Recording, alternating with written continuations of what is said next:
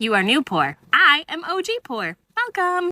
Here's how to stretch your budget for your groceries, which everybody's doing right now. I think one of the best places to start looking at your budget, to start saving more money, and to look at reducing expenses, because that is expensive, is your groceries. So here's 8 ways. Fillers can help your meat and your meals double in size. Okay, I don't want you to eat rice and beans every day, okay? But I do want you to think about where can you make sort of generic fillers that can turn into many different things, right? So with oats, rice, lentils, beans, cabbage, and zucchini, those are the ones I want you to start to focus on because they really can be in like any different meal. So you can bake up some chicken, shred it, and add in some rice and some white beans, and that can turn into a taco with some salsa and some sour cream, or it can turn into a curry with a coconut milk. And there's no harm, like the dish will not be sad if you add in zucchini or cabbage, which is just kind of a bland filler vegetable, but at a great price point. So now your chicken has like tripled if you do that. Number 2, everything you make or buy can be frozen. This is so important, is that you want to quality and portion control. Even if you're gonna get through the whole thing that you made that week, still freeze half of it because it can come out of the freezer, but it can't come out of being mold. So be really conscious of the produce that you buy. Cheapest produce is in season. That's number 3. So basing your meals off of what is in season makes a huge financial difference. Instead of buying out of season fresh strawberries, let's say, those you're going to want to get frozen.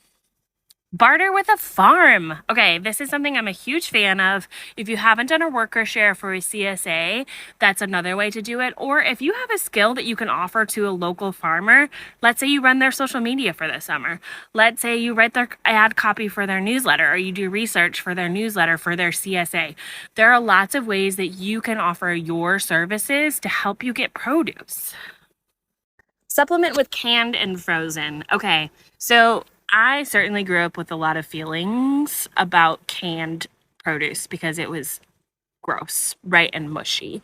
But there are some things in a can that aren't bad. Like canned corn, totally fine. So when you're looking at price points of things and building out meals, look at what's least expensive in a way that you're going to be able to enjoy what it is you're making. A can of green beans dumped in a casserole, totally fine. Okay, don't hate on the tuna. Listen, I don't know what your feelings are about the tuna, but it's actually a pretty reasonably priced, high protein, clean food. And it's pretty versatile, right? So you can make a tuna sandwich, you can make a tuna salad and put it on top of a salad, like tuna salad on top of a Greek salad. Ooh, so good. But also you can dump that sucker in with a can of creamed soup and some noodles. Voila, casserole. What do you have? This is so important as you start to look at what groceries you have. Start building meals around what you already have. Using what you have is such a great way to save some money and to make it really clear how much you actually need and how much you eat every week is to get in a good rhythm of getting rid of any sort of stock or emergency. Yes, you might want to have a couple things. Like I like to have a couple things in the freezer and a couple cans of soup, but that's not like 47 pasta sauces and noodles, which I'm guilty of. And then what can you make? So I think this is really important if you're new in this world, is that ingredients can go a long way, right?